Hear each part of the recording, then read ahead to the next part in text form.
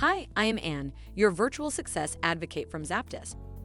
ZAPTEST is a leading free and enterprise software test automation and RPA tool.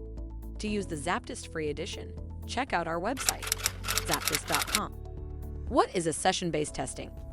Session-based agile testing aims to ensure that the software endures comprehensive testing. It incorporates test charters so the agile testers know what is being tested and various reports so that findings can be documented.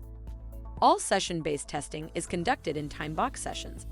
These sessions will end with a briefing between the agile testers, Scrum managers, and developers, where they will cover the 5 proof points. Scrum testing can be adjusted as needed. Proof points are: what was done during the test, what the test determines, any problems, remaining tests to conduct, how the tester feels about the testing. If by now you have any inquiries or are considering learning more about ZAPTEST, drop a message on the website at the red widget, and we would be pleased to help you along the way. Make sure to comment and share this video with your peers and colleagues. By seeing your interest, we'd be making more videos like this, making hard topics easily digestible. Thank you for watching. Make sure to read the article linked in the description.